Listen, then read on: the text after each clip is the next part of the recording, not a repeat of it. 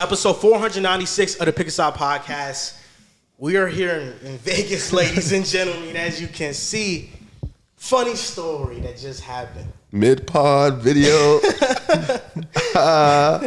The only way Rivers recording this podcast is if John made him a sandwich. Yeah. And when he made him a sandwich, that shit was trash. Riv came out and thought John was eating his sandwich. Yo, bro, he got me tight. I'm coming out. He just dogging the plate. I'm like, yo, hold on, bro. He tore it up, too. Yeah, where's my sandwich, bro? That shit was terrible, though. We're in Vegas. There's so much to talk about. NBA Summer League. Yep. We're in the midst of it. Ladies and gentlemen, how are we feeling about some of these prospects? First of all, happy to be out here. You know, I feel like the weather out here has been a little bit crazy. And shout out to Drew. Shout out to Drew. Shout out to Dells. Hope everybody's doing good. This will probably come out in the morning or something. But we've been having a cool time. You know, Summer League was great. We had a couple good games, a lot of good prospects that we saw. We had a Cooper Flagg, Bronny game. The Nets whole, draft was there. They played. OKC played. They definitely played basketball today. Yeah, it was a lot of basketball. About the Nets draft picks. Oh, man. Nolan played all right. Obviously, we didn't get to see Drake Powell. Man, Yegor, he's just got a lot to work on. But saw Carter Bryant today. He was fine today. I liked what I seen from him, too. I saw some defensive stuff on Twitter from him. Yes. But I don't know if I should believe things I see on Twitter because I saw some Danny Wolf highlights on Twitter. I saw Derek Queen's first half to second half. First half was quiet, didn't really do much. Second half turned it up a little bit. Minnesota's, basically whole bench played today. Yeah. They played really well. They got a W. So we saw a lot of good hoops today. A lot of good hoops. Definitely. It was nice to see some of these prospects. You kind of scout these guys throughout the college season, see them all in this environment. It's amazing. And today we had a lot of good games. It was particularly awesome. 2 years ago, we got to see the first game, Victor Wembanyama would ever play in Summer League versus Brandon Miller. That game was a classic. Before that, we saw Jabari Smith game winner. That was peak. I felt like today we got some more competitive basketball, and we got the main event, Cooper Flagg, going up against the Lakers and Bronny James, and it was another great game. No, it was definitely fun seeing, when Bronny and Flagg were matching up against each other. Whole crowd was getting hyped for that. Yo, Bronny was outplaying him. He clamped him. 6 minutes of the game. Clamped him. That first 3-minute stretch before Flagg came out, Bronny hit 2 nice shots, but it felt like he was gonna go for 20. Don't lie. You could feel Bronny. He was really comfortable early, and it's nice to see him compared to last year where he was a bit rickety in the offensive side. He was struggling to find a rhythm, and today, even if he didn't finish with his most efficient showing, you can see a clear development from year 1 to year 2, and that's a big thing for a prospect that arguably many people felt should have stayed an extra year at USC after having arguably a lost freshman season. So to see him coming out with the aggression, the confidence, at the end of the game, they're able to get the ball back down by, I think, 2 points it was, and Bronny's ice went up top of the key, had the confidence to take a shot. Wasn't a great look. He probably could have gotten himself a better kind of advantage in that spot, but I think it's nice to see him kind of build back that confidence, and so for that, it was a great environment. John is a young Tim Legler. That was incredible, John. That was an incredible breakdown. I feel like Bronny is going to be a good pro. Do you guys feel the same? I agree. I think he has the tools to be a good pro. I think he's going to have the training. He's going to have the nonstop knowledge of his father. But for the most part, long arms, 6'2", 6'3", can move his feet really well. Understand defense. I think he is going to work on his offense. But just in terms of being a hard worker, being a defensive-minded guard, having the size, being able to guard multiple positions like he did, having to go up against Cooper Flagg, who's about 6'9", 6'10", and was able to hold his own. They even called the foul that really wasn't a foul. It was great defense. Elite defense, and that's post-up defense for a guard. So I think Bronny, and with this year with the Lakers, their roster is funny looking. There's an opportunity for Bronny James to steal real minutes from this Lakers team. Let me ask you something. Is it crazy to think that he could be getting minutes over Gabe Vincent this upcoming season or not? Nah, at some point he probably will. Maybe close to it. I don't know about over. So? The opportunity will present itself to me. Vincent's a tenured veteran, and last season he did start to play a little bit better when looking on the lineup. What stands out to me with Bronny is that, and it's cliche to say, he does play the game the right way. And people will laugh, but the way that he approaches. I am laughing. We laugh because you said people laugh. People will laugh. We laugh. The way that he approaches playing off the ball, especially coming off actions, you feel like he's always making heady reads. He's not forcing shots, whereas last year maybe saw a little bit of that as he was trying to find that rhythm. But the shooting to me is encouraging. I feel like it's really more a matter of reps, and he'll be a very solid shooter. And then defensively, he is someone that can really defend the ball. It's not easy, though. I think he doesn't get nearly enough credit. When we talk about the greatest players of all time, very few of their sons make it to the NBA. And being the son of LeBron James is a level of pressure and expectations, but at the same time, there's almost a feeling that you don't have anything to prove. And yet he still made it to this point, was a very damn good prospect, and I think that deserves a lot of respect and admiration, so to speak, that he's been able to kind of carve out his own journey as the son of LeBron. You know what I feel like is very hard to overcome. I promise you it really wasn't funny. I'm awkwardly trying to change the subject here. Oh my goodness. I just felt like I had a follow up though. I felt like What are you laughing at, bro? I felt like you was talking for like an hour, bro. Like your mama, bro, time was going far. I'm like, damn, bro, you been talking for a minute, bro. I was like, yo, what the? That's my fault, though. It It talks. was maybe 30 seconds. Yeah, my fault, maybe, bro. My maybe. mind is like we going Time is fast. moving so slow. Yo, that's just crazy. I think Bronny was a 5-star prospect. He was a McDonald's All-American. Like, I feel like Yeah. people overlook the significance of that and how everybody that makes the McDonald's All-American team is pretty much projected to be a first-round draft pick if they live up to the hype. You good? He's good. Really, He's good. we're He's good. live. Yeah. We're good. Oh yeah, we're Yeah, good. he's good. We're good. But I was gonna say this about Bronny. Nobody thought Bronny's gonna ever live up to LeBron James, Yeah. right? But he can live up to his dad's legacy by sticking around, finding a role for himself. He could be the next Derek Fisher. And I'm not joking around. I actually, when John was breaking that down, I think he could carve out that lane. I'm being for real. Like, I think Bronny, he's not gonna be a superstar, but like you were talking about earlier, Derek Fisher was an impactful player. Bronny can be that. He can be a little bit better, obviously, but that's what I see for him. I don't see all-star. I don't see like even borderline all-star. I see impactful role player. That'd be perfectly fine for him. Earlier today, we had a Derek Fisher debate at NBA Summer League, and the conversation was, is he overrated or underrated all time? And we had a good conversation about it maybe for 30 minutes to an hour. It took up a lot of our times. We had 3 major debates in the stands watching the games. We did. The Derek Fisher debate. And this is for everybody out there that thinks that like we script our stuff. Like, we talk about random stupid shit all the time. But just keep on going with the debates we had. That was one of them. We had a Kobe Bryant debate, top 10 all time, for like maybe 2 hours. It was And mind you, all of us have him in our top 10. Yeah. That's the funniest part about it. The Kobe versus Tim Duncan debate, man. My goodness. Oh, my goodness. That was a really good one that we had. And then what was the other one? Is Kevin Martin underrated or overrated? That was another one. That we Y'all debated about Paolo and JDub. Oh, yeah. That was the biggest debate of the day. Yeah, for sure. Paolo versus JDub. That's definitely been Talk of the town. talk of the town, wild Let's talk conversation about for a it. week or two. Let's talk Let's do it. about it. What started that? I forgot when I get We got to find the real origin here and explain it so people that are watching or listening can understand the context and the specifics of the argument. I think that's very important. So where do you think it originated from? It's the first post I saw is, would you rather Paolo or JDub to build a franchise around? right. That was the first one.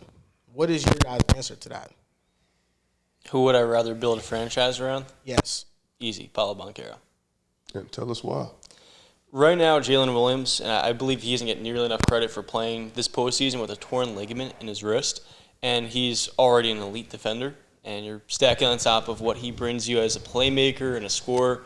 And with Chet's injury this season, he was Oklahoma City's second most important player for over half the season. when we look at Paolo Banchero, who was a more raw prospect coming out 2 years younger, he's, to me, the better scorer, the better playmaker. And his game, while still very unseasoned given how young he is, and he played 46 games this season, he has more kind of a runway to go in his development. I look at his shooting that can improve, but then I compare him to Jalen Williams from an efficiency standpoint. They're both hovering near league average. Jalen Williams, 57%, and Paulo's not too far behind, despite having an incredibly high role in what has been the last 2 years a dreadful situation. That being said, Orlando has won 46 and 41 games respectively, and oftentimes I think Paulo's underrated for a few reasons. One is advanced stats. Last season, the Magic were better with Franz Wagner on the floor, and we can get into that in a whole separate segment. But I believe that the other part of this is that we tend to compare him to the two players, his two contemporaries in that draft class, Chet and Jalen Williams, who are in an amazing situation in Oklahoma City. The coaching has been established as they came in, and of course, you're playing next to the league MVP, but also a team that, from top down, Sam Presti has built the perfect cast to support those guys. So I feel like oftentimes we tend to see a guy like Jalen Williams play throughout the postseason. We see the Game 5 performance, and it's easy to say that he's a more NBA-ready player, he's a more seasoned player, but I would surely rather have Paolo to build my franchise around. And on top of that, I do say that Paolo Banchero is the better player currently, but it's also very close. You can't sit up here and say, 'cause I've seen a lot of Magic fans. Shout out to my boy Brett James, made a video on it. I know a lot of Magic fans are going to defend their guy. Same goes for Oklahoma City, but even with that in mind, it is a very close discussion. I believe it's one that is an intriguing conversation. Shout out to the Six Man Show. Yep. Shout out to Brett James. Yep. I wanted to start a new segment of things that I got people mad with on Twitter. It seems to be like happening every week now. The Paolo versus JDub one, people got mad because I think that a lot of the argument that is being used for Paolo is that he's in a bad situation, and that's simply why you can't compare JDub and Paolo. Mm-hmm. But I don't think his situation holds him back from taking the right shots on offense that are more efficient shots. I will acknowledge this is a dreadful situation. I feel like most of the reasoning for Paolo is always about non-basketball reasons in terms of like actual skill set. Because I think actual skill set, JDub has showed so much that it is a real conversation between the two. I think the better player now is JDub. I think he's an all-world defender. He's one of the very best defenders in the planet. And then offensively, he played at a really high level in the conference finals, in the NBA finals, with a torn ligament in his wrist. And this is a player that, without Shea on the court this year, averaged 29 points per 75 possessions. He's shown that he can uptick that scoring volume. And I think if you swap J-Dub with Paolo in Orlando, they become better defensively. And it's hard to get much worse than they are offensively, right? So Paolo missed half of the season. He did. And one thing I'll say about him is that when the season started, before he got hurt, he was looking like a superstar. First 5 games, he was all-world. Yes. And then he came off torn oblique and was still all-NBA caliber. Yeah. We can't ignore that, especially when he came back and he was really himself in the second half of the season, and you saw it. And then you saw it in the NBA playoffs as well. That's why would I rather build my franchise around somebody? So I would go Paolo. But who I think is better right now, I'll go J-Dub. That's interesting. Go ahead. No, go ahead. I'm curious. Does it matter that, like, Paolo, when we're talking about winning playoff series, all the pressure is on Paolo for them? We're saying, like, oh, he has to do everything to push them to win a playoff series. We don't expect that from J-Dub. Yeah. He can be a swing factor in a playoff series. Why can't he be that? Because he has SGA. I've seen him swing games in the NBA playoffs. I feel like we're underrating how. Yeah, he can definitely do that. He's also, but they've had games where he also stunk it up and they still win. Yeah. Every star player has bad games in the playoffs. But if Paolo plays bad, they're not winning. His bad game is what I'm saying. It's just we've seen him have a bad game and the team still wins. Banchero, he runs the show in the playoffs, as we've seen. Star players have bad games and their team still wins. It happens sometimes. People say Anthony Edwards played bad in Game 7 against Denver last year. They won. True. I feel like sometimes we underrate the second co-star in the NBA championship winning team. It's all about skill sets. I feel like when you compare players like that, who's a better player, who's more skilled, I feel like the skill set defines how pluggable you are. And I guess that kind of determines your impact, because I feel like right now for both of these players, they're in situations that are completely different. They came out of the draft completely different. They were tasked with different responsibilities. That has changed since they've arisen in their success and their skill set. And they're in just different roles. And I think it's unfair because I feel like both situations aren't the best to really show. So like for Paolo, his situation is, no shooting, lack of spacing. JDub, in these conversations, he kind of gets hindered because he's not the number one. So he doesn't get this attention. So it's, well, what if I don't get the chance to be a number one? So it's the conversation is really comparing a guy who's the offensive engine for the guy who's kind of like a two-way player, but not the top guy, because that's not how they're built. And I think for me, I'd probably go Banchero just because I like his skill set. Now it can develop into a pretty damaging physical three-way scoring like hybrid forward, and I think that's for me is a swing factor in the NBA. You guys feel very strongly about Paolo, and you, Riv. So your answer is that you think he's better than JDub right now, yeah. And you would rather build a franchise around Paolo as well. So you think it's both. Rudy, you think it's both as well. Yeah. Okay, that's good. It's easier for JDub to impact a playoff series or a big game. Not in the sense like it's easier for him to do it. It's just it's an easier task for him because he's not tasked with being the main guy ever. I just feel like I cannot diminish what he did in the NBA playoffs. That's all I'm alluding to. And I like this is another question because I cannot accurately say, because it hasn't happened yet, that JDub could be a number one on a team and lead that team to the playoffs and be the number one scoring option. So anything in regards to him is projecting if you think he can or can't be. So are you telling me that he cannot be that? As of right now, I don't think his skill set is built for that personally. I have a comparison. But if we're projecting, then you're assuming that he just doesn't get better from these current points that he's at. I think he's more of I feel like he can get better. I think here's the thing with getting better. Like I feel like it's easy to see a player 21, 22, 20, whatever, really young. Like, I mean, Anthony Edwards is one of the 7, 8 best players in the world. He can get better, sure. He can work on his game. There's things he can improve. But sometimes I feel like, and I'm not saying he is that, but like you look at a player like Jalen Brown, for example, 3, 4, 5 years ago, we were like, yeah, he's great. He's an all-star. He can get better. Even now, he can still get better. But for the most part, we know Jalen Brown has plateaued as, when he's at his best, one of the best number 2s in the league, probably top 20, 25 player in basketball. So I think, I don't want to, and I say that to say, I don't think I'm on either side of can he get better, can he not get better. I think it's just a wait and see. And I think in a situation, it'll be a little bit different because when we can say like, oh, like for me, I think one of his weaknesses is his left hand. He could get better at that, but him, like Joel is mentioning, and why the conversation probably is a tough one for him is, are people going to say he looks like he got better at it, or is just he's a number 2, so he's not getting the same attention as SGA, so you won't really know if he got better at it because he's not at the same level. So it's not the same level of competition. Yeah, basically, because we know when we watch OKC play, we know they're sending the 2 at the ball at SGA, they're trapping the zone. Plus, of course, the team construction is very odd. But I think JDub,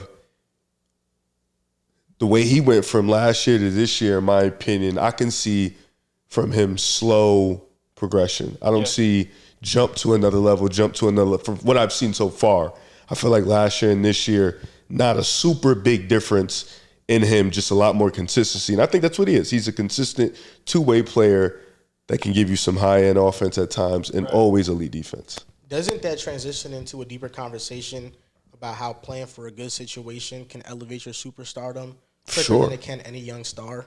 For sure. because I think if you're not in a winning situation, you get forgotten about easily.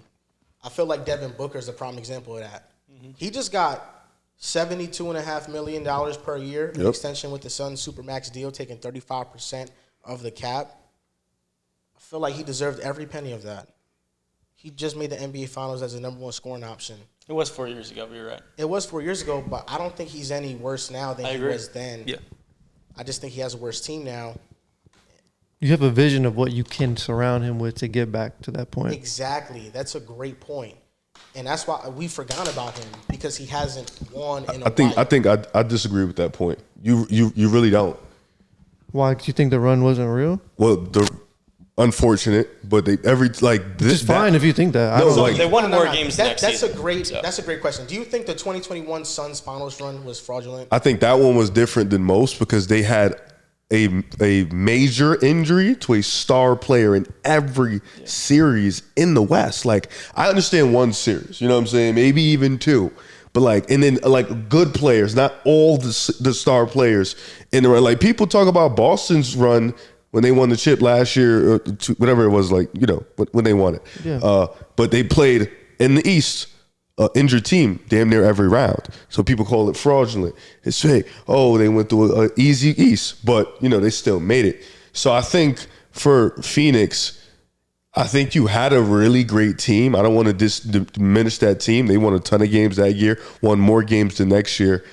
I think 2021 gave you a false sense of how great you really were.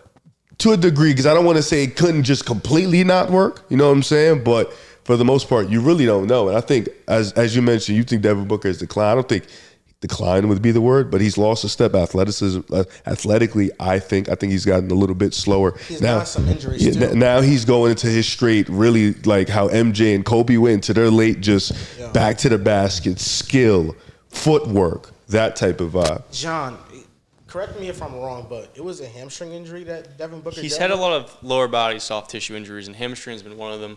The 2021 run was not fraudulent for Phoenix, although there's something to be said about that postseason, because the byproduct of the pandemic was that it was the shortest offseason in the NBA's history, just 72 days, going from 2020 to 2021. And so a lot of those athletes that have a normal offseason to train and prepare the way they would in any other year of their career. Then the playoffs, you saw injuries stack up on top of each other. We saw that at the Lakers in round one with Anthony Davis.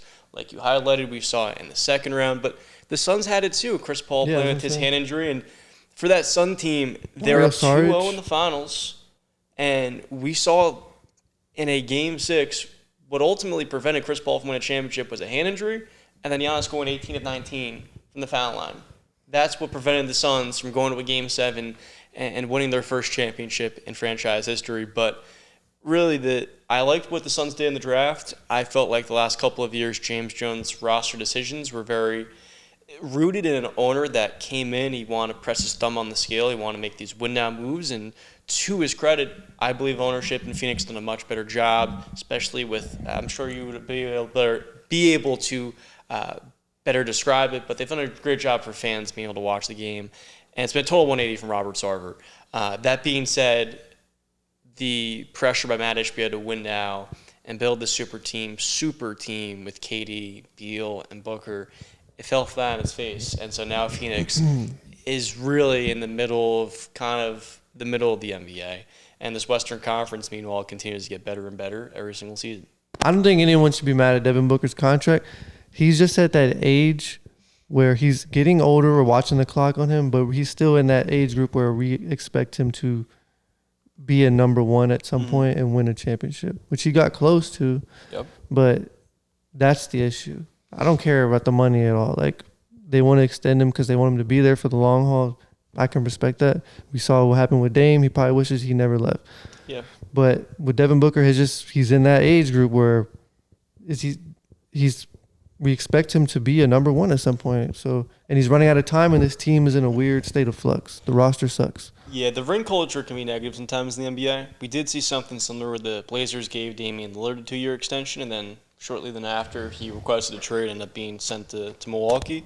But I don't really ever think it's that cut and dry with the player. We saw Chris Paul with those Suns teams, many people argued who was more impactful. I felt like it was Devin Booker's team, but there was a clear case CP3 is more valuable when you look at the before and after effect.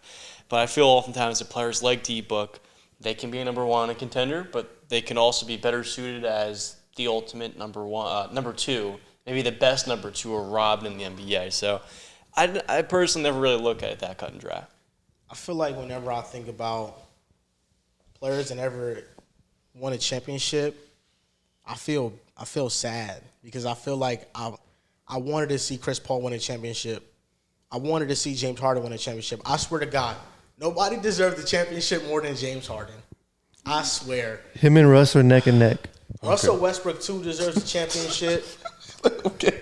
Carmelo Anthony deserves a championship. We deserve. I don't know about Carmelo. We deserve just the easy. James Harden deserves a You don't championship. know about Carmelo? You talked about him like he's not a winning player.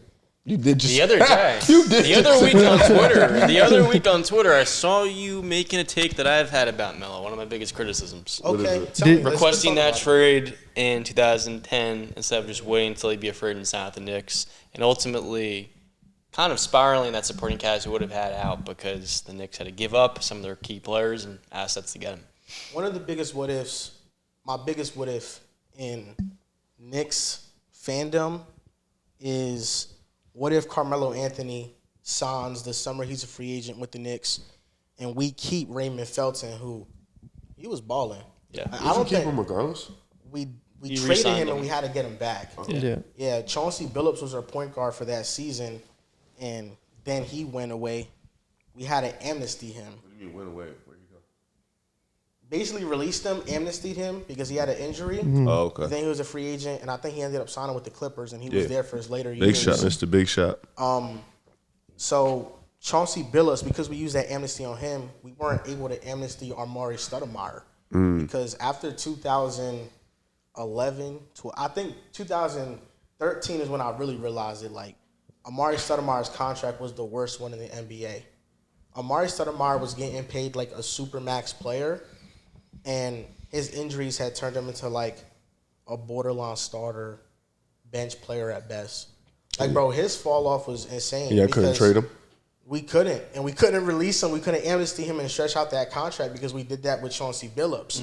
So we couldn't do that with him. So we were stuck with a roster with not having no cap space, but being a bad team, and Carmelo Anthony just having to have a roster of like makeshift players.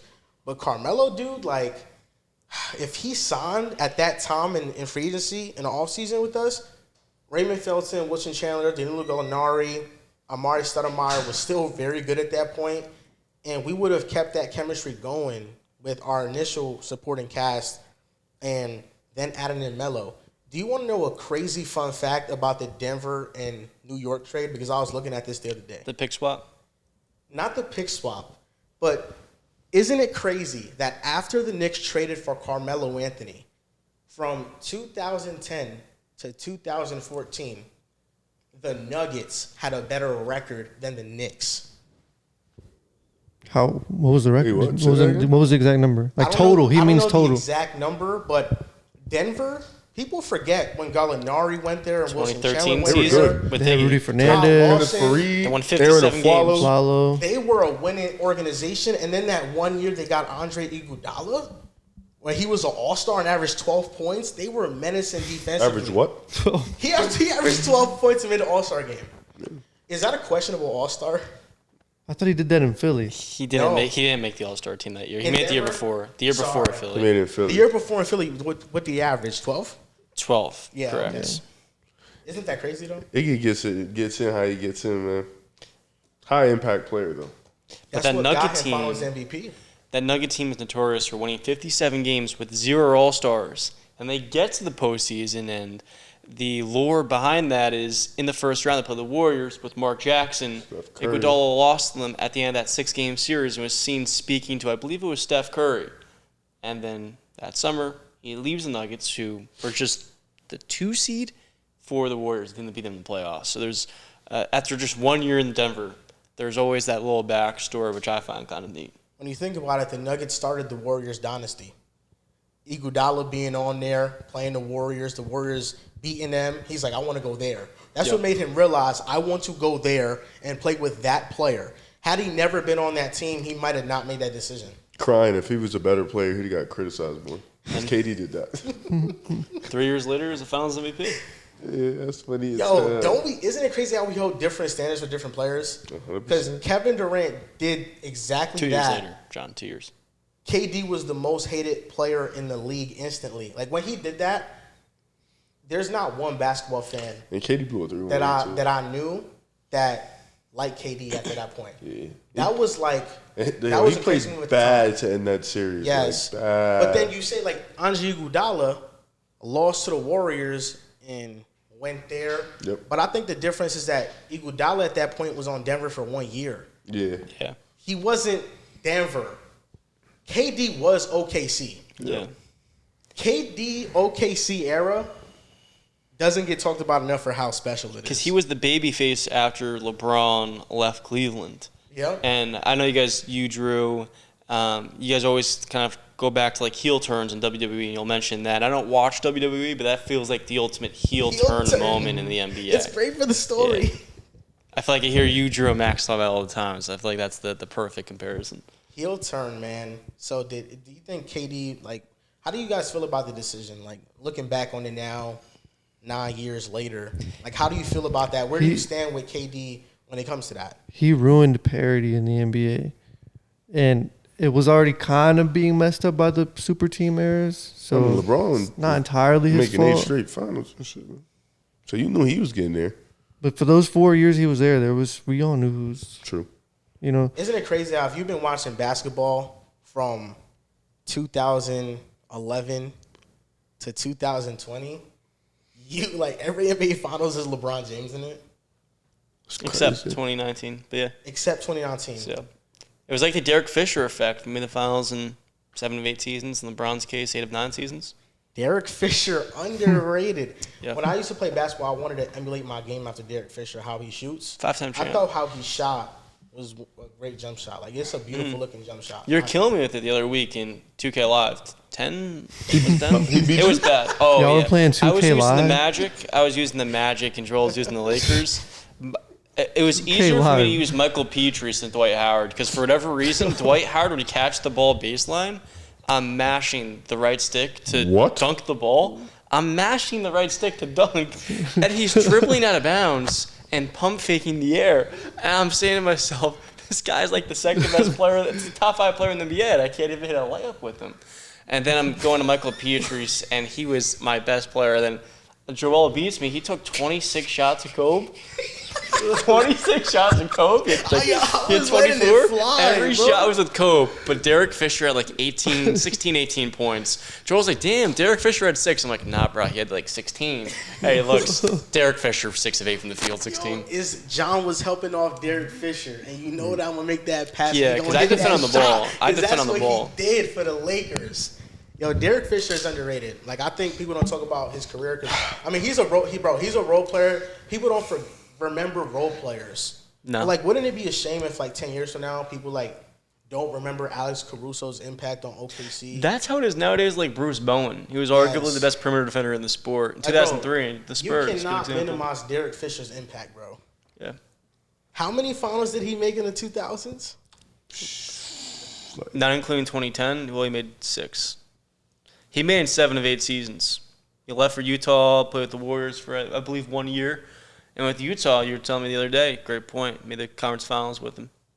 So in between that Lakers era, the 2 eras, he went to Utah for a year, and they made the Western Conference Finals, and he contributed. And then later in his career, after he went to the Lakers, he first got traded to OKC. And then I forgot what happened exactly, but I know he stayed on OKC. They made the NBA Finals with him against Miami. Oh, yeah, facts. I feel like he just wins wherever he goes. Like, bro, he's a great 3-and-D point guard for that era. Yep. Like, he's an awesome point guard, bro. Rivers doing his best not to laugh. Like, I'm not tolerating Derek Fisher disrespect, bro. How did I disrespect him? Because you said he wasn't underrated. I didn't say that at all just now. You I'm just saying made at that NBA up. Summer League. Oh, So did John. John also said the same thing. Yeah, I did say the same thing. So what do you think though now? He- Now the lights are bright. You don't want to stand on what you say? In the last 5 hours, my opinion changed on Derek Fisher, whose career ended a decade ago. No, it hasn't. It stayed the same. Yeah, bro, he's rated fine. You talking about he awesome? Yeah, I think No one really discusses Derek Fisher nowadays, but I would say for that reason, maybe he's a little bit underrated. Then I heard Joel talk about him for 45 minutes, and maybe this is a little bit the longest Derek Fisher combo. in Joel history. said you can't tell the story of basketball without mentioning Derek Fisher. What do you think about that, Rudy? You did say that, didn't you? Yeah, yo, am I not right? You cannot tell the story of basketball from Yo, 2000 to what? now without Derek Fisher. I swear. Bro, what? Derek Fisher on the teams with the Lakers that won 3 championships. Fisher, nah, stop making fun of me, bro. Yo, Riv called him He's out a for that is bully, bro. crazy. He's a bully. So, no, okay, bro. Derek Fisher, Lakers become a dynasty. He's the starting point guard for that dynasty that hit big shots throughout it. Yes. When he went to Utah, made the conference finals. It's underrated, but he went there. Then back with Kobe, once he gets Paolo Gasol and their teammates, they make 3 straight NBA finals, and he was a contributor on all 3 of those finals runs. And you could argue like the 4th most impactful player in those runs. 2-time champion in that era, and then 5 rings total. And then OKC, he goes there, and like his leadership definitely played a part in that. Yeah, another That team. statesman for a very young team. Like I feel like he's a great leader. Yeah. He was the leader to Kobe. That's why he was so important to Kobe's career, because he was his leader. Like, he was the leader on the court. Yeah. So like hitting big shots, playing defense, being a part of a dynasty. Like, how is he not underrated? I think that we don't talk about enough. But Agreed. he was a big impact to them. We definitely talked about him today. Yeah. That's for sure. you're I wish spitting- y'all were there with us. You're spitting like you're speaking truth. But one thing in common with all you talked about a dynasty and then all-time Lakers teams, that Jazz team we talked about it was a loaded squad, and OKC that team was young and amazing. Like these are all he was part of like amazing situations. What's the debate we had at Summer League that like it was Derek Fisher versus Baron Davis? Yeah, bro. And Robert Ory. You say you'd rather have I Derek was Fisher not than part of that. Baron Davis. And Riv asked me, name 5 teammates on those Hornets teams with Baron Davis. And I named him Jamal Mashburn, who was the leading scorer on that team. He averaged 21. Shout out to Jamal. And then I named P.J. Brown. And David Wesley. Riv didn't let me finish the list. He just wanted me to stop there. You mentioned David Wesley. David Wesley, that was a good one too. Jamal McGlure. Ed Campbell. Jamal McGlure, yeah. I don't think he's on that team. Who?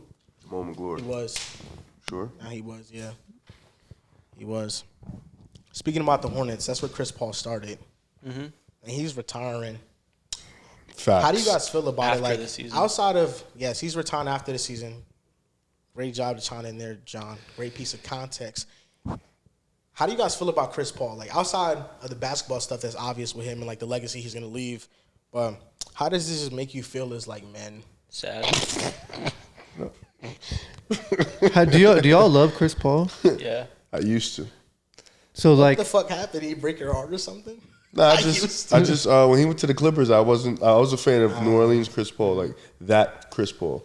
When he got out there, he was a more mature Chris, and I just grew out of it. The 2008 season was special. Yeah, man. But nah, Chris Paul for real though, bro. Like, I feel like I think about him retiring, and it makes me sad because I'm like, I'm getting old as fuck, bro. That's the first thing that comes to my mind when I think about Chris Paul, and like I saw he was retiring. I'm like, damn, great career. Fuck, I'm getting old. you asked me earlier when was I started to be conscious of basketball? Yes. It was right around when he came into the league. Yes. That's when I feel like I understand what I'm watching, and I just watched his whole career. I'm only 29, bro. A part of our childhood was Chris Paul. Yeah, he was there the whole time. And then I feel like his career ending is like also like the ending of my like childhood in a way. Like, damn, that's crazy. This is who I started like watching like in the very beginning. I was so sure back in like 2010 that Chris Paul winning the championship. Yeah. I don't know if you guys ever watched his YouTube video. It was Chris Paul before a season with the Hornets, and he was talking about how badly he wants to win a championship and his drive to want to win a championship. And his routine daily was insane. He would wake up like at 5, 6 in the morning every day, get up shots. Like he had the most insane routine of like somebody that's sticking to a goal that wants to be great. Yeah. And I was just like, there's just no way he doesn't win the championship. And he didn't win one. And it's crazy because I feel like there were so many opportunities with the Suns, with the 2018 Rockets. The theoretical Lakers tenure. The theoretical Lakers tenure, people don't talk about it enough. And we were talking about it a little bit. But the Hornets veto the Lakers trade. The league vetoes it. Yeah, the league vetoed it. The league vetoes the trade. And then they end up trading Chris Paul to the Clippers for Eric Gordon and Chris Kaman. When the offer that was vetoed was Paolo Gasol to the Rockets, and the Hornets would have gotten back Kevin Martin, who was a 20-point per game scorer, Luis Scola, who averaged a double-double, Lamar Odom, a sixth man of the year, very good role player, and then Goran Dragic. With a first-round pick in With 2012. a first-round pick. Goran Dragic, like he would have been their point guard. Kmart at the 2. At the 3, you have Ariza because they had them on that team. At the 4, Scola or Odom. And at the 5, they had Emeka Okafor at the time. Like, you think that's a bad team for that time? No, that's a great team, and they're probably too good to the point where they don't draft Anthony Davis. Does Anthony Davis eventually ever end up on the Lakers? Wait. Oh, yeah. Sorry. So that could have shifted NBA history twice. I don't know why, but I thought we were talking about the Lakers for a second. Ain't it crazy how everything's connected that way, though? Yeah. Yeah. With That's a great basketball. point on the There AD were so many scenarios that could have went. Like the Rockets get Pau Gasol. Yeah. Hornets end up being good. The Lakers, you were talking about Andrew Bynum, and they try to go get Dwight Howard, and so it's CP3, Kobe, and Dwight Howard instead of old-ass Steve Nash. So, a lot of avenues that could have went. Yo, because people have this theory that like Kobe Bryant, if Chris Paul had gotten traded to the Lakers, he never ruptures his Achilles just because there's less stress on him as an athlete to perform at like the highest level possible. Mm-hmm. If you look at the season where he ruptured his Achilles against the Warriors, that entire season was riddled with injuries. Dwight Howard struggling with a back injury, and they were out of the playoff picture. Kobe Bryant played like 10 straight games where he averaged like 45 minutes per game. Like, my goodness. He was like playing every single minute of every game at the end of the regular season to get into the playoffs. And he ended up willing them to the playoffs. That's the crazy part about it. And you think about it, like if he has somebody like Chris Paul instead of Steve Nash and he doesn't have to play so many minutes, that injury might not happen. Like, and if that doesn't happen, like I think of a big 3 of Chris Paul, Kobe, and Dwight Howard all healthy. Oh, my God. Oof. You have Meta World Peace still. Bro, dude, like, I feel like Chris Paul is best. Dwight Howard definitely resigns, even if he's Even definitely with his back resigns. injury, if you have Dwight Howard playing with the best version of Chris Paul, Yep. smack dab middle of his prime, Yeah. how much would that have benefited Dwight? The next year, Dwight Howard was an all-star in Houston. Exactly. And he can get healthier with Chris Paul out there now. Take some games off. Yeah, Powell's Exactly. probably still. Well, I don't know about Powell sticking around. Yeah, he would have been he went to the three Rockets. teamer. He would have went to Houston. Yeah, oh, yeah, if I you're right, remember sorry. correctly.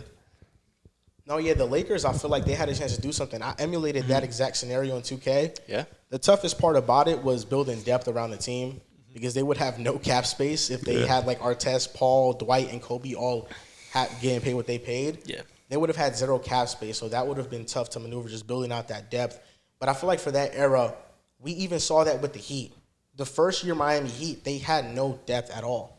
Right. The team was not good. Like, outside of LeBron, Wade, and Bosh, Yeah. I think the fourth best player was who? Mario Chalmers at the time. Yeah, That but was- guys came to play with like Ray Allen, Rashard Battier Lewis. and- They But came. think about that. Like, at the time where Battier goes to the Heat, what if the Lakers have Kobe, Chris Paul, and Dwight, and he has to pick between playing with those 3 and playing with the big 3 Heat? Yeah. Who do you think he picks?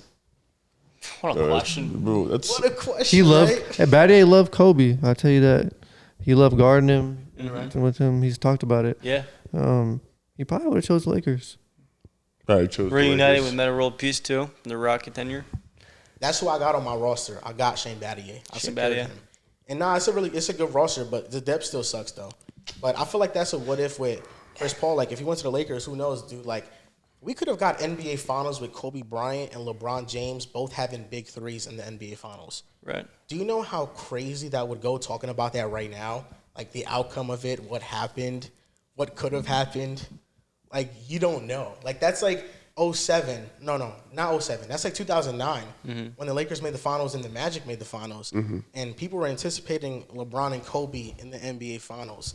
Like, we could have got that potentially, like, in a different scenario years later. It's like not getting Hakeem and MJ. It's always going to be a what if. No, my uncles tell me it would never have been a what if. They would have smacked him. Who do you think wins, the Lakers or the Heat in that scenario?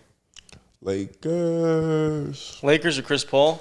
Yeah. I believe they win in that scenario. So you think, let's just get the question straight. You think the Lakers 2012? with Chris Paul, Kobe Bryant, and Dwight Howard, do you think they're a better big three than LeBron, Wade, and Bosh at that point in time? It took the Heat a little bit to kind of synchronize the fit with LeBron and Dwayne Wade because it wasn't an instant fit, and they're a unique kind of duo where Dwayne Wade had to take a step back, but he wasn't like Steph in the same way where his skill set was so complementary as an off-ball scorer. And for that reason, I would say the fit with Dwight Howard being rejuvenated by Chris Paul in that stage of his career, which then coincides with Kobe having a kind of diluted role in the regular season, I would go with that Laker team. That Laker big three. They were still a little bit older, so I could see a lot of people wanting to lean Miami. But I think the Lakers, I like that one better. What offseason was that? 2012? 2011. 2011? 2011 is when the Chris Paul trade was vetoed, and the Lakers were planning on trading for Dwight either that offseason or the next offseason. Yeah. So we preparing for 2011, 2012. Yeah. Yeah, 2011, 2012 is Was that the lockout year? It might have been. But it was also the year that they played OKC in the finals. Miami did. That was a much better Miami team. I'm going to take probably the Heat in that first one. Yeah. It's hard for me to bet against, like, the best version of LeBron James possible. Yeah. Like, how can I do that? Like, But that was still an amazing Kobe, man. yes, like, And Chris Paul. it was amazing Kobe, Chris Paul, and Dwight. Like, yeah, like, the best shooting guard in the NBA, the best point guard in the NBA, the best center in the NBA. By far, Like, at that point. I think because then you also have to take into account Dwayne Wade taking a little bit of a step back in the upcoming years. Yeah. Maybe not at the level that Kobe did. Who knows? You know, they both kind of did take a step back in the later years of their career. And Bosh is just not as good as Dwight. So that's like, Although Who's Dwight, coaching, after though? his back injury and the surgery, It you was can make a different. case different different. version of him that Bosh was just as good. yeah, Dwight Howard never truly refined his post game and had like a real deep offensive game. Yeah. And I think that's what held him back. It was good enough, in my opinion. It was good enough. He was such a good athlete, and he was, I think from the post, he's kind of underrated how efficient he was because he's not a liability to where you dump it to him in a post and you're not getting efficient offense. You were. He was a very efficient post player. Yeah. And he had offseason where he worked out with Hakeem Olajuwon and refined his post game. That was a big thing back then, and even now, like, players that want to improve their post game, they just train with Hakeem Olajuwon. And he had a good hook shot, but the reason why him and James Harden didn't work out is because he wanted to play out the post more. Harden wanted to run pick and rolls. And that's where their games clashed. They just couldn't see eye to eye together. But that's a good one. Dwight and James Harden. I wish they would have locked in because if Dwight buys into that, you probably re-sign him again and he sees to play with the best version of James Harden. This has become an NBA what if podcast. Yeah. I mean, Dwight Howard in that one year he had in Charlotte, he was almost should have been an all-star that year. He was still damn good. But he didn't. He wanted to be the alpha too. We watched 4 games today live in action at Summer League, and there were a handful of players which caught our attention. And Riv, I want to ask you, which player today kind of piqued your interest the most? There was a few guys. Saw the Pelicans game. Pelicans and the Minnesota Timberwolves play. A lot of Terrence Shannon aggressiveness. A lot of him making open looks for his teammates. I love that they played him, Jalen Clark, Rob Dillingham, Juwan Behringer. They played them a ton of minutes. Behringer was electric on the defensive end, I felt like, all night. He felt like the best prospect on the floor. And as for the Pelicans, Fears didn't have his most efficient night, but he looks the part, man. The ball handling, the pace of space, the speed, the agility. He was struggling with Behringer down low, and the way the Spurs were a havoc at I said the Spurs. The way the Timberwolves were a havoc at the rim, plus Jalen Clark was on his hip at all times. But he definitely gives that feel of he could be that type of guy. As for Derek Queen, me and John was talking about it. Looked like he lost some weight. I guess to get prepared for the NBA speed and being able to switch and keep up with guards in the perimeter. Had a quiet first half. Second half was cool. But that's the game that I like the most because I just felt like Minnesota getting a ton of reps for these guys is going to try to contribute for them this season. And seeing what you have in New Orleans, who drafted probably two of the youngest guys in this specific class. Yeah, it was kind of interesting. Derek Queen today finished with 7 turnovers. Ron Berenger finished with 7 blocks. Ooh. It felt like Minnesota's depth was the entirety of their starting lineup in this game, particularly Terrence Shannon, with how, like Riv mentioned, how aggressive he is attacking. You can make the case that he'll be the best player we see thus far in Summer League, given his experience, and I feel like he's already ready for an expanded rotation role. On the other side, Jalen Clark struggled a little bit from 3, and Rob Dillingham, I felt like the toughest shots, he had a very tough and one of the best shots of the day he was making, but the easy chip, kind of the chippies he was not hitting. But for New Orleans, like you highlighted with Jeremiah Fears, I know it's going to sound very cliche here, and I don't mean to make a pun. He really is fearless attacking the rim. Zero fears. And I feel for a young guard, the ability to get consistent paint pressure opens up the game as a facilitator. And we saw that today, but even still, some of the rim reads he was making, they kind of played right into the hand of Berenger, who was able to time a lot of his rim deterrence quite well. And the Derek Queen element, I was very underwhelmed, but really to me, Queen feels like a prospect where I kind of mentioned you guys, he reminded me, his game is so unique. Coming to the NBA, it's going to take some time this season. And one player that he reminds me a bit of is Andre Blatch in terms of his play style. And Blatch was a very solid rotation player for a while, but I feel like with Queen, it's going to take him some time to really manifest what he was as a freshman at Maryland. Did you guys know that Andre Blatch signed my basketball and I met him before? Oh, for real? That's fire. Which was watching the Nets play? No, I was in school, and I got a call from my dad randomly during the school day. And he owns an electricity company, and he got a client in where Andre Blatch was living. And he called me, and he told me that I think that I'm going to an NBA player's house. He went and picked me up early from school. Like, I'm telling you, like, I was in my, second period class. It was, 10 in the morning. And you know those days where you don't want to be in school and, your son has you get out of school? Mm-hmm. He just picked me up, and I'm like, I really don't know what's really going on. And then I'm just in front of these houses. They were beautiful houses. They were townhomes. They were so cool. And Andre Blatch just comes out with 2 girls on his hip, bro. And he signed a basketball for me. And I was like, damn, I just met Andre Blatch.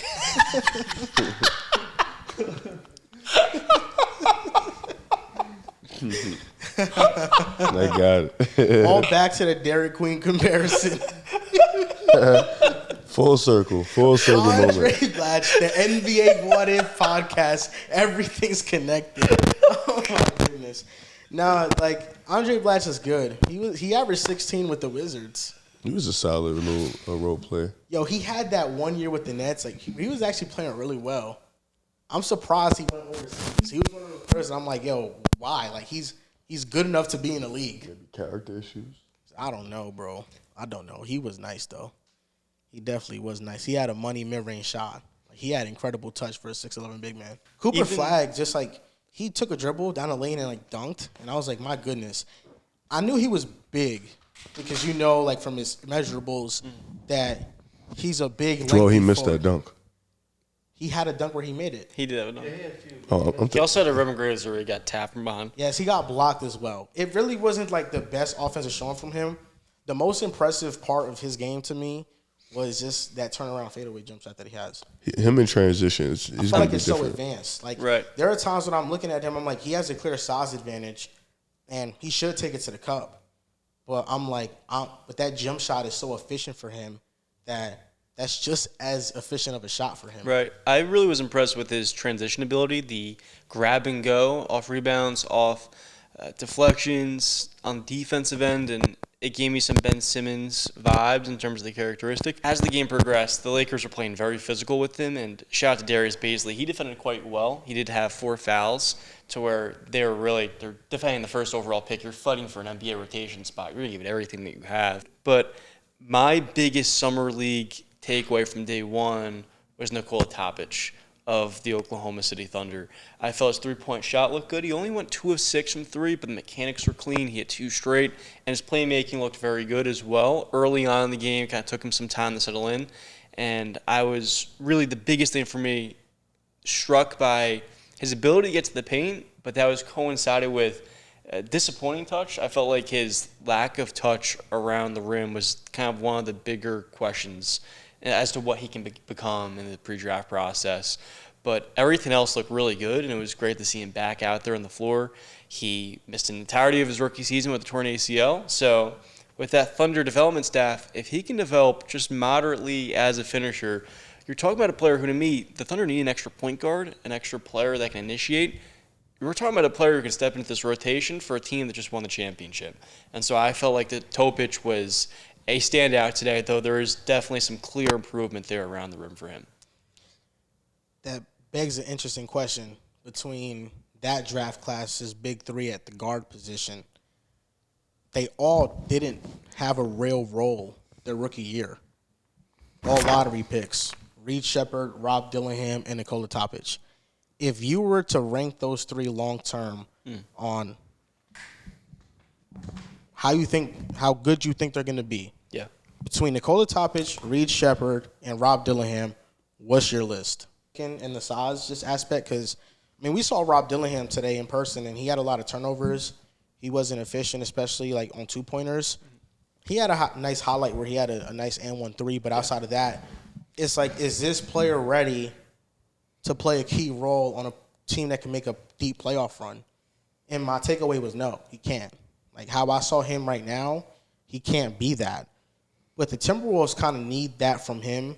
The Rockets also need Reed Shepherd to play a big role this upcoming season. Mm-hmm. OKC doesn't need Topic to play that big of a role. It would be a luxury if he did. Yeah. But the Rockets and the Wolves, I'd argue, they both need it from their lottery picks. That's valid. Reed Shepherd is my favorite of these 3 prospects going in the draft. I mean, that Kentucky season, shooting 52% from 3 and being just as much of a pest as he was off the ball as a team defender, I felt like he had the complementary skills to really be a scalable, kind of complementary player in the NBA. And in year 1, we saw very little from him, but we also had a couple of glimpses. Shepherd would be my favorite, and I would have Dillingham and Topic, 2 totally different types of point guards, but I was more optimistic about Dillingham pre-draft. Part of it was the Garland mannerisms in his game. He is someone that's more raw, whereas Topic, I feel, early on will be a more established and really kind of impactful player. For me, I think I'll go Reed 1. I think he just has the most translatable skills, the most pluggable guy. Mm-hmm. And I think all 3 of these guys aren't these high-end stars. I think they'll be low-end, complementary stars at best. Sure. And I think Reed possesses that type of skill. For me, I'll go 2. Topic just because he's much taller. Doesn't have the wingspan, but about 6'6", 6'7", 6'5". Good passer. Like you mentioned, the mechanics did look good. Mm-hmm. Can contribute, has more, better pace than Rob at this moment. Understands pick and rolls and how to, use your speed and use your quickness and elusiveness. I think he's just a much smarter point guard at the moment. Mm-hmm. And you said a good thing. Like, Houston and Minnesota are going to need Rob and Reed this year. Topic, not so much. So the development could be different this year. But I think Topic is 2 for me, Rob is 3. And Topic is going to go through a year. Like if he doesn't play, right, and he's not really in a rotation like that, which is fine because OKC's stacked. But in the practices, he's still going to be healthy going up against an OKC defense every day in practice. Yep. That is naturally going to make him better. Shea, JDub, Caruso, Dort. And you have Apparently, Jalen Williams switching on. Players don't practice no more. Like if you're practicing, even I think Spurs. it's limited. That clip. Really, what was the clip exactly about? Stephon Castle was on a stream. It might have been with Phase Adapt, where it's like every day at UConn we're practicing at Dan Hurley, high intensity practices. I get the Spurs. We practiced. Say the number is like 8 times this season. Oh my God. Yep. Dude, do you think it's just them or everybody?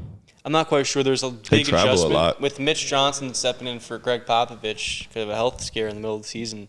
It could have been maybe partly due to the adjustment. I'm sure each coach is different too. But for a rebuilding team, I mean, I'm sure it's different team by team. Like I imagine the Rockets with Ime Udoka practice more than some other teams. Tom Thibodeau practices more than some other teams. And Mike Brown with the Knicks now. Yep. Shout out to Mike Brown becoming the new Yep. head coach of the Knicks. No, that's a good point. I just feel like Nikola Topic is going to be practicing against OKC's defense. Like that's going to naturally make him better. Yeah. And it's going to teach him how to navigate certain angles and what he can and cannot get away with. And I think that's very important. And if you could do that against that defense and even are showing it like at a consistent level, like just imagine what you can do against other defenses. Yeah. Like so if he thrives in that situation, like the development for him is slowed, is paced, is we trust you as a player and we're trying to get you at what you can be at your very best. And we're not going to throw you out there into the wolves until we feel like you're ready. Absolutely. And it's a similar story with Rob Dillingham, too, in Minnesota, where you've got Ant, Jaden, Rudy Gobert, and then guys like Terrence Shannon, who I think will play a bigger role this year. Do you guys feel the same way at Dillingham, where his game's erratic? And that's part of who he is as a player's personality. But I feel that's the thing that he needs to get over. Okay, he's a herky-jerky type of guard, but I feel like there has to be a balance between shot selection, being kind of confident, and maybe a little bit too bold. I just think the biggest thing that stood out when I was watching him was that's like how small he looked compared to everybody else on the floor. Yeah. Like not even from a height perspective, but just from like a muscle mass perspective. And whenever he got to the basket, I felt like there were moments where, you know, he clearly has that first step to get to the basket. But once he got there, he was often met with a big man that contested it, and it really threw his shot off to where he just didn't have enough strength to get it over the big man to the right angle to hit the basket. And that's what I think is going to be the biggest hurdle for him is finishing around big men in the NBA starting caliber centers, being able to finish because that's going to open up his game. Because right now, he's just a three-point shooter. But if you can't threaten defenses by getting to the basket consistently and finishing, and that's not an efficient shot for him, it's hard for defenses to continue to respect that driving ability if they feel like, you know, you're not going to finish efficiently around there. Yeah, I agree. I think Rob's size and frame is just a problem. I think that's really it. If he can bulk up a little bit, work on that in-between game, the even before getting to him, get that floater intact, you know, get one of those little mini jump shot. Has a nice form, but he is a herky-jerky player. Yeah. And I think he is a little bit sporadic. And, you know, those type of players are – you get the Darius Garlands, but there's also the Bones Highland. You know what I'm saying? So it's a really tough archetype to kind of be super successful in. I would – sorry, Rudy. Because even DG, before you, like, continue, he was always a smart passer. Like, he was, like, coming out instinctive. Smart passer, can anticipate things, worked extremely well in the pick and roll. Rob wasn't the same passer coming out. It's just a little different. Yeah, I agree. My list would be – part of me really believes in Nikola Topic.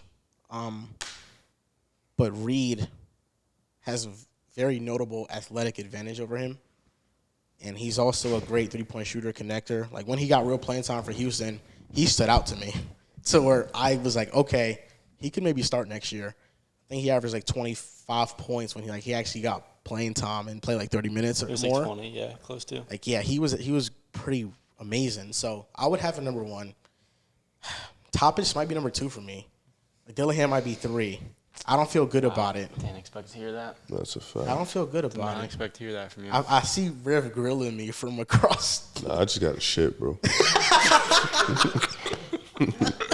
That's it, bro. Oh, my goodness. That's how I'd rank it. Speaking about last year's guards class, I'm looking at this year's guards class, and, like, Jeremiah Fears is at the very top of it.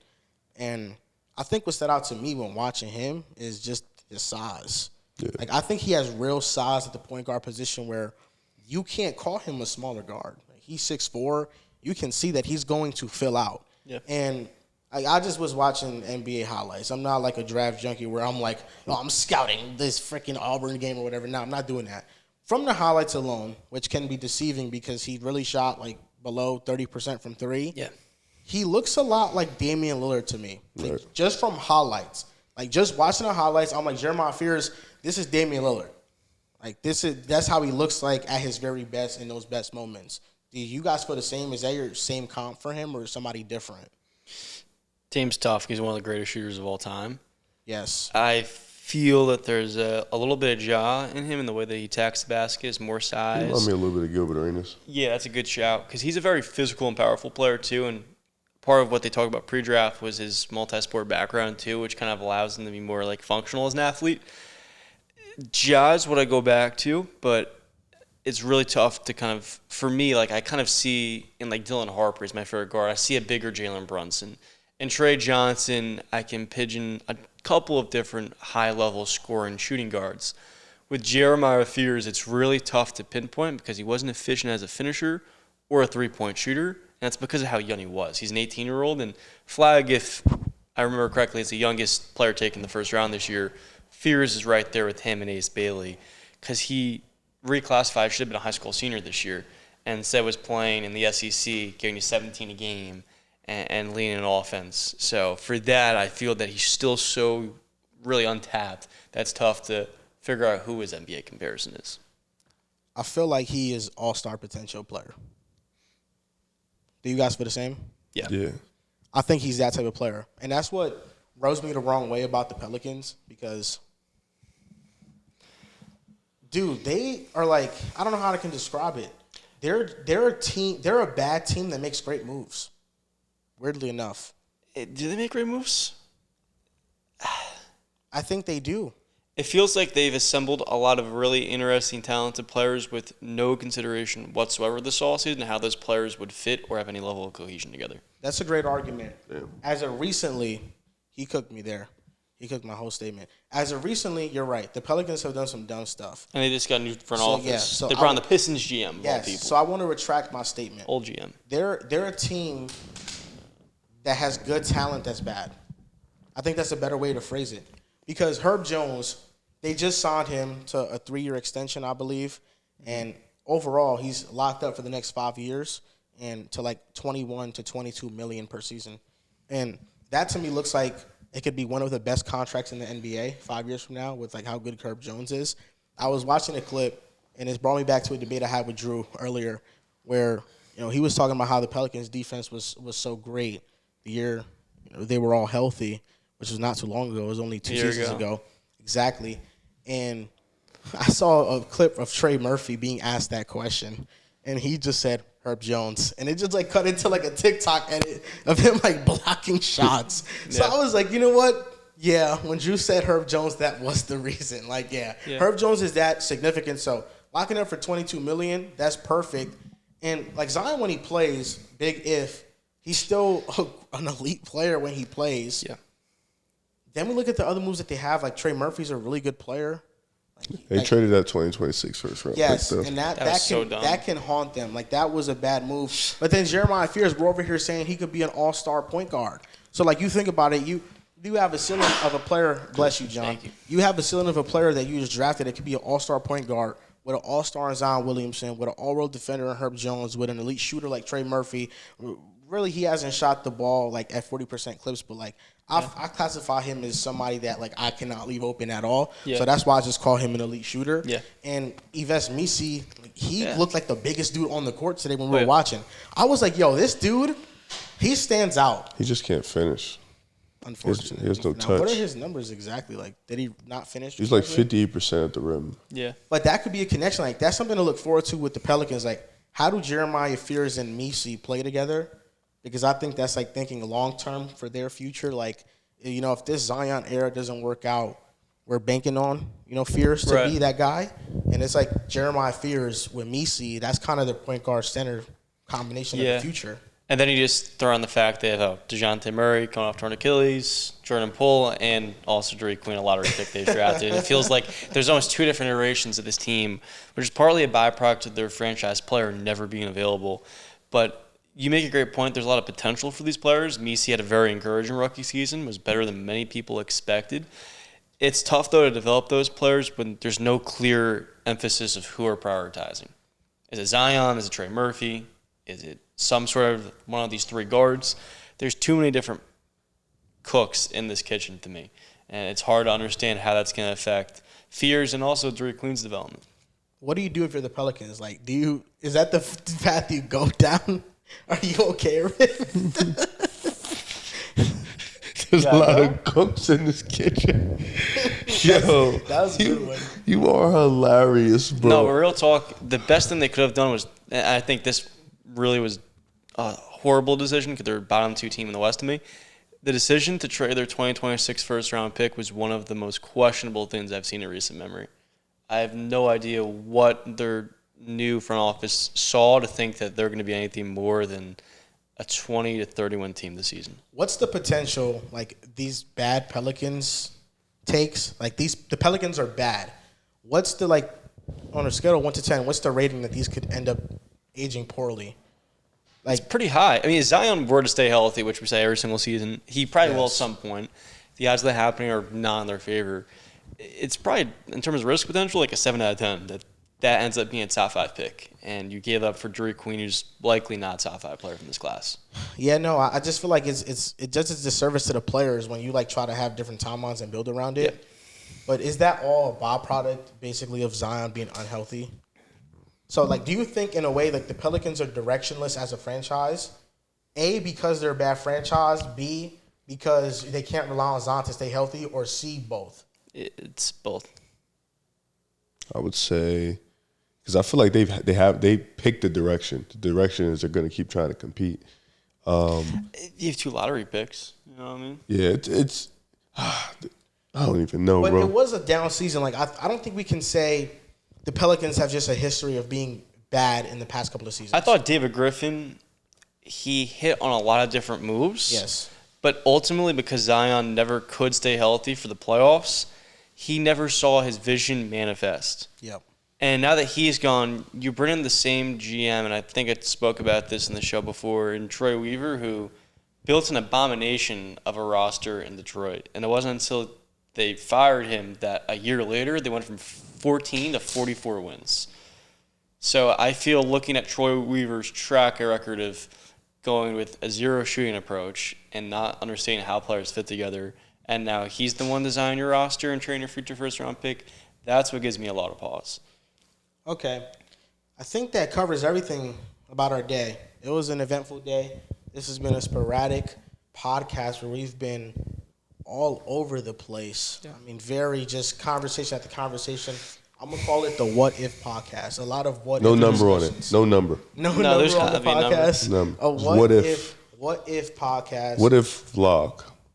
Yes, What If podcast, and we're just here chilling. We're in Las Vegas. It's been really cool here. We're in NBA Summer League. Yo, isn't it cool how we're doing this because, like, we're talking to an audience of basketball fans? Dude, I have to shit so bad. He's like, end it, please. Yo, it's coming out. It's coming out, bro. No, we're good. Just come on. You know? No, Riv, I'll finish the ending. You could bounce. Oh, God, I have to shit. Riv had to go to the restroom. We're back. We're not here with Riv because Riv had to really go to the bathroom on it. He told you guys. So, like, no, but yeah, we're here. We're here because we're talking basketball with them, and Drew and Dallas couldn't be here because they had a wedding to go to, and they couldn't miss out on that. And shout out to Jared for getting married. Shout out to you, bro. And yeah, like, it would have been so cool if Drew and Dallas were here. We're gonna link up with Nerd Sets tomorrow. That's gonna be pretty awesome. Yeah. So this is cool, man. And shout out to you guys. This is the reason why we're out here, to make content to the people that help support the show and make the show what it is. No, yeah, it's fun. Shout out to Drew and Dels. Wish y'all could have been here, but it's cool for me to meet you guys finally in person. Talk to y'all every day and stuff, but in person is different. Yes, sir. And this was an electric show. Right now it is 2:34 Pacific time. It'll be 5:30 at home, and it doesn't feel like that because my circadian rhythm's adjusted to the West Coast. So, absolute blast to be here past hours. It was just like, yeah, we're recording a podcast no matter what. It does not matter. We got to do it. Shout out to you guys. Shout out to you, John. Shout out to you, Rudy. And shout out to you guys. Make sure you guys drop a like on the episode. Drop a subscribe button. Click the subscribe button on YouTube. And that's it, man. Thank you guys so much for watching. This is the Pick a Side What If podcast. Throwback players talking about everybody of that nature. Thank you, guys. We'll see you.